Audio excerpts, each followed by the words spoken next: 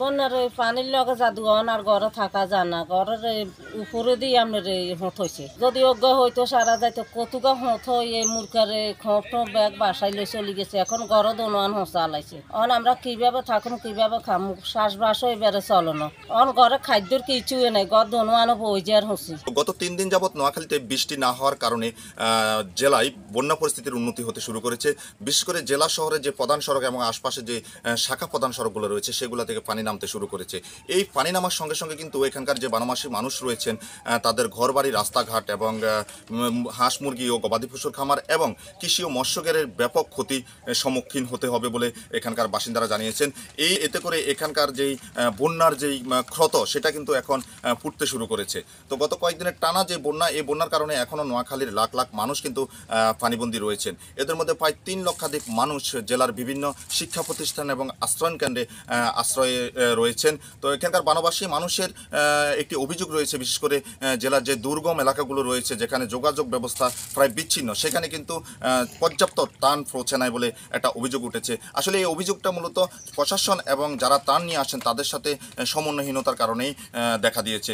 তো গতকাল থেকে বাংলাদেশ সেনাবাহিনী এবং প্রশাসনের বিভিন্ন স্তরের সাথে যারা বিভিন্ন জায়গা থেকে ত্রাণ নিয়ে আসছেন তাদের একটা সমন্বয়ের কারণে এখন কিন্তু জেলার প্রত্যন্ত অঞ্চলে একেবারে যেখানে দুর্গম এলাকা সেখানেও কিন্তু এখন ত্রাণ কার্যক্রম চলছে।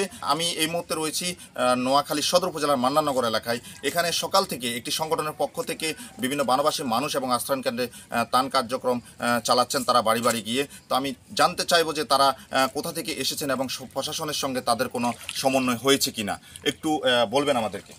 জি, আমরা ঢাকা থেকে এসেছি। আমাদের 11 থেকে 20 গ্রেড সরকারি চাকরিজীবী ফোরামের উদ্যোগে এই বানভাসী মানুষের সহায়তার জন্য আমরা স্থানীয় প্রশাসনের সাথে সমন্বয়ের মাধ্যমে এই এলাকায় সুনির্দিষ্ট করে দিয়েছেন প্রশাসন। সেজন্য আমরা এই এলাকার মানুষকে সকাল থেকে ত্রাণ সহায়তা দিয়ে যাচ্ছি। আমাদের এই কার্যক্রম ভবিষ্যতেও অব্যাহত থাকবে। নোয়াখালীর বন্যার পানি গত দুই দিন যাবৎ কমতে শুরু করেছে বৃষ্টি না হওয়ার কারণে। এখন মানুষের যে ক্ষয়ক্ষতির চিত্রগুলো এগুলো স্পষ্টভাবে ফুটে উঠতেছে। মানুষের ঘরের ভিতরে ফার্নিচার সামগ্রী নষ্ট হয়ে গেছে, ক্ষেতের ফসল নষ্ট হয়ে গেছে, গেরের মাছ সব চলে গেছে। মানে মানুষের যে ক্ষয়ক্ষতির চিত্রগুলো স্পষ্টভাবে ফুটে উঠতেছে। এখন মানুষ খুব চিন্তিত যে এই ক্ষতিগুলো কীভাবে পুষিয়ে উঠবে। সরকার কি এই পারবে এই সকল ধরনের সমস্যার সমাধান করে ক্ষতিপূরণ দিতে বা ক্ষতিটা পুষিয়ে উঠতে পারবে কিনা মানুষ? 11-20 গ্রেডের সরকারি চাকরিজীবী ফোরামের পক্ষ থেকে আজকে আমরা এখানে এসেছি ত্রাণ বিতরণের জন্য। ইতিমধ্যে আমরা এখানকার স্থানীয় প্রশাসনের সাথে কথা বলেছি। ওনারা আমাদেরকে বলেছেন রাস্তার থেকে মেইন রোড থেকে ভিতরের দিকে যেসব এলাকায় পানিবন্দী মানুষ রয়েছে তাদের মধ্যে ত্রাণ বিতরণ করার জন্য।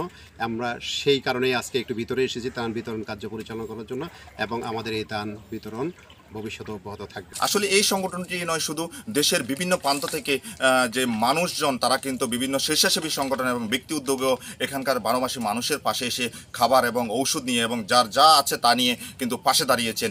এই চিত্র দেখেই বোঝা যায় যে এটি যেন আমাদের এক সম্প্রীতির বাংলাদেশ গড়ে উঠছে। তো নোয়াখালী থেকে এই ছিল আমার কাছে সর্বশেষ।